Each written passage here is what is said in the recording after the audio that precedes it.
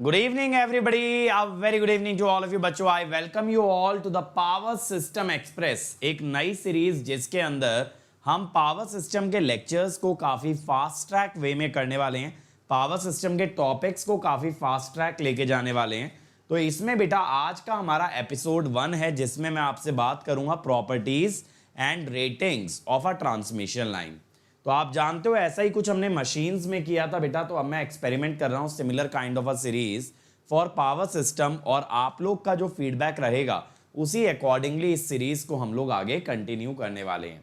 तो let me first start by introducing my self. My name is Ankit Goyal. I got all India rank 1 twice in GATE. In 2014 and 2018 I was awarded gold medal by President of India himself in the year 2013 when I graduated from IIT.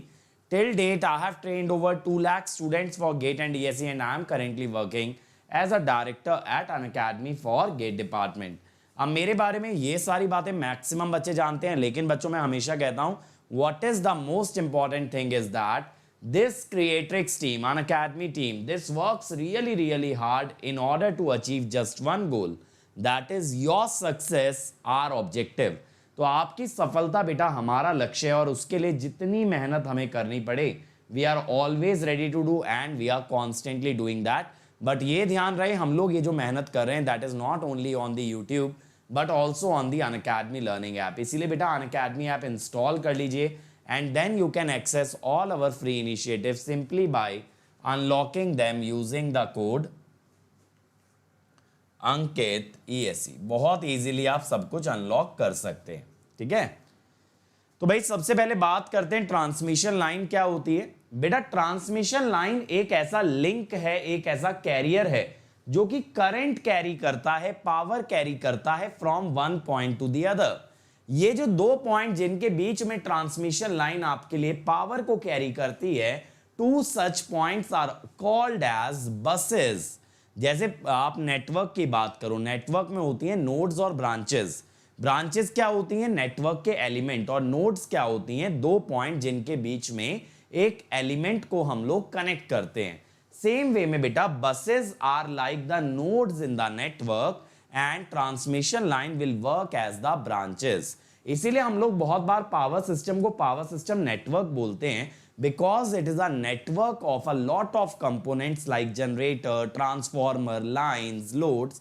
इन सबका एक interconnected network है.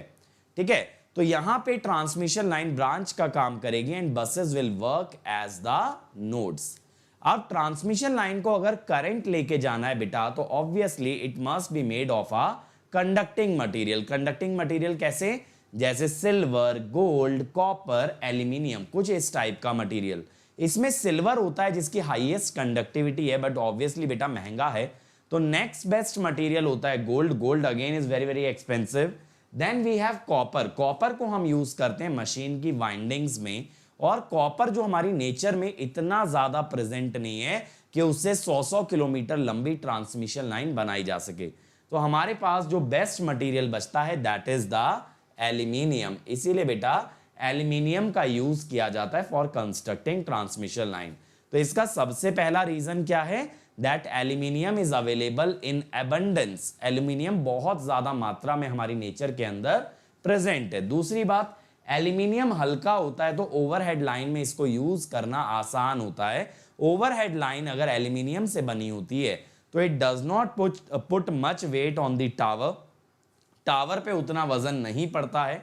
Tower पे इसके मुकाबले copper का conductor अगर टांगे तो दैट विल बी हैवियर. ठीक है, इसके अलावा बेटा इसकी रेजिस्टिविटी कॉपर से ज्यादा होती है. अब आपको ये लगेगा कि सर कॉपर से ज्यादा रेजिस्टिविटी है तो ये तो ड्रॉबैक हुआ ना, क्योंकि हमें तो हाईली कंडक्टिंग मटेरियल चाहिए था. बिल्कुल सही बात है, लेकिन अगर ध्यान से सोचें, अगर एल्यूमिनियम की रेजिस्टिविटी कॉपर से ज्यादा है और आप रेजिस्टेंस को सेम मानो, आप रेजिस्टिविटी ज्यादा होने के बावजूद रेजिस्टेंस को सेम मानो, मतलब आपने क्या बोल दिया? Resistance of aluminium is same as resistance of copper, जबकि रेजिस्टिविटी एल्यूमिनियम की ज्यादा थी. तो यहां से एक रिलेशन निकल के आता है बेटा कि कॉपर का एल्यूमिनियम का क्रॉस सेक्शन एरिया कॉपर से ज्यादा आएगा. यानी एल्यूमिनियम की वायर सेम रेजिस्टेंस के लिए मोटी बनेगी एज कंपेयर टू कॉपर. अगर एरिया ज्यादा है बेटा तो एक ऑब्वियस सी बात है कि इसका रेजिस्टेंस भी ज्यादा होगा, सॉरी रेडियस, इसका रेडियस भी ज्यादा होगा। अगर मेरे बच्चे इसका रेडियस ज्यादा होगा तो इसकी इलेक्ट्रिक फील्ड कम हो जाएगी, जिस कारण से इसका कोरोना लॉस हो जाता है कम। कोरोना क्या होता है सर? कोरोना का मतलब होता है बेटा जब कभी हाई इलेक्ट्रिक फील्ड एग्जिस्ट करती है तो कंडक्टर के अराउंड की एयर का हो जाता है डाइलेक्ट्रिक ब्रेकडाउन, और डाइलेक्ट्रिक ब्रेकडाउन होने से इट स्टार्ट्स टू कंडक्ट। तो ये ना हो पाए इसके लिए आपको इलेक्ट्रिक फील्ड कम रखना है ताकि एयर की डाइलेक्ट्रिक स्ट्रेंथ के ऊपर ना जाने पाए। तो अगर आप रेडियस बढ़ाते हो, रेडियस बढ़ाने से इलेक्ट्रिक फील्ड घटेगी और आपका कोरोना भी कम हो जाएगा। इसीलिए भी हम कहते हैं कि aluminium is more beneficial than copper. और इसके अलावा देखो आगे चल के हम पढ़ते हैं स्किन इफेक्ट। स्किन इफेक्ट भी एल्यूमिनियम में कम होता है एज कंपेयर टू कॉपर, ये भी एक एडवांटेज है। Skin effect in aluminium is less than copper.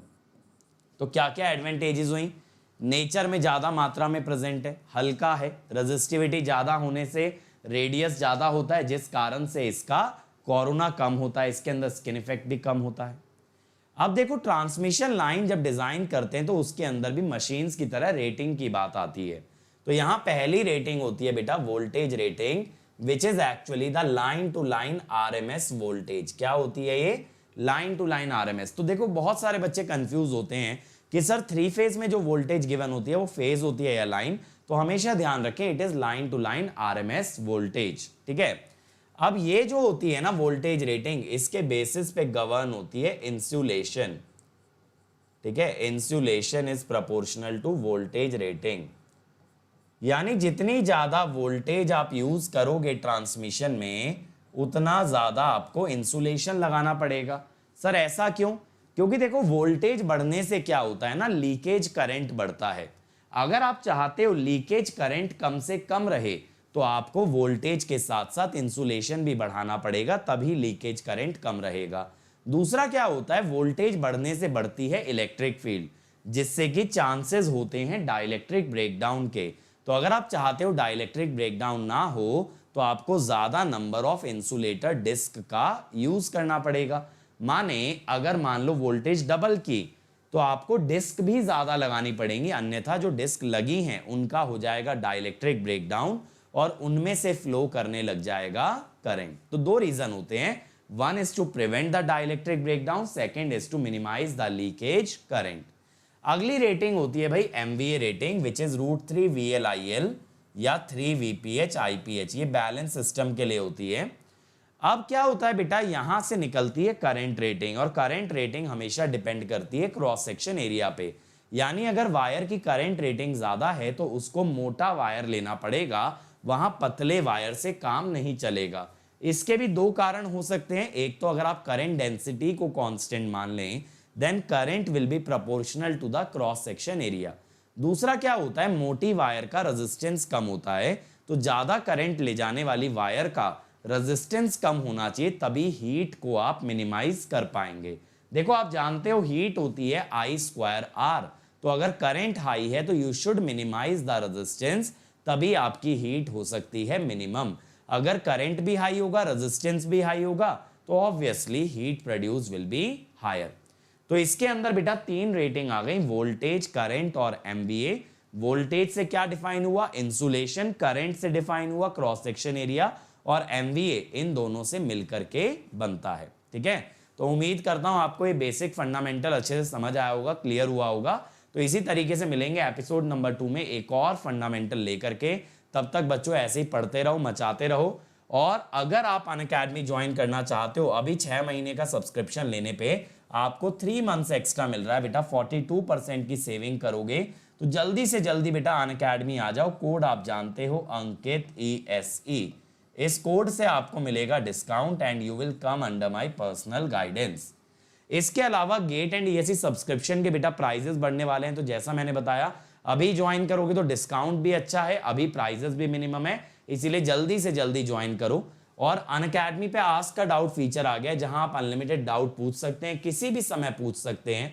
तो ये उन बच्चों के लिए जो प्लस सब्सक्रिप्शन ज्वाइन करते हैं, आपको इसका डाउट का वीडियो सोल्यूशन बना के दिया जाएगा। इंस्टेंट और एक्यूरेट सोल्यूशन मिलेगा लैक्स ऑफ क्वेश्चन का, क्योंकि अगर आपका क्वेश्चन पहले पूछा जा चुका है तो आपको इंस्टेंटली उसका सोल्यूशन दिया जाएगा, अगर नहीं पूछा गया है तो कुछ टाइम में उसे बना के दिया जाएगा। और मेरा पावर सिस्टम का कॉम्प्रिहेंसिव कोर्स चल रहा है बेटा, 8 सितंबर से स्टार्ट हुआ है, इट विल एंड ऑन 19 अक्टूबर। यहाँ 3 आवर्स डेली आपकी क्लास चल रही है, ठीक है। इसमें हम 1000 से ज्यादा क्वेश्चन करने वाले हैं, डाउट क्लियरिंग सेशन रहेंगे, सारे नोट्स हैंड रिटन रहेंगे, और बहुत ही जल्द विशाल सर का मैथ्स का कोर्स भी आ रहा है प्लस पे। तो बेटा ये 2 बहुत बड़े रीजन है why should you join Unacademy plus right now. और ये कुछ नए बैचेस हैं जो अभी स्टार्ट हुए हैं बेटा। ईएससी प्रीलिम्स का जनरल स्टडीज का बैच सी आ गया है, गेट 2023 का आरोहण का बैच एच आ गया है फॉर इलेक्ट्रिकल एंड ईसी, और verve that is a batch for the English speaking student, इसका बैच डी आ गया है फॉर गेट 2023। ओके, और हर संडे होता है कॉम्बैट, तो बेटा कॉम्बैट में हिस्सा लेना याद रखें। Use code Ankit ESE to enrol, link is in the description. यहां मचाने से स्कॉलरशिप भी मिलेगी और कॉन्फिडेंस भी हाई होगा। ये मेरा टेलीग्राम चैनल है बेटा, यहाँ पे हम डेली क्विज कराते हैं, तो यहाँ पे जुड़े रहिएगा। So thank you everyone, like share subscribe जरूर करें और कमेंट जरूर करें वीडियो कैसा लगा। फिर मिलेंगे एपिसोड नंबर 2 में, तब तक मचाते रहो, फोड़ते रहो, लेट्स क्रैक इट।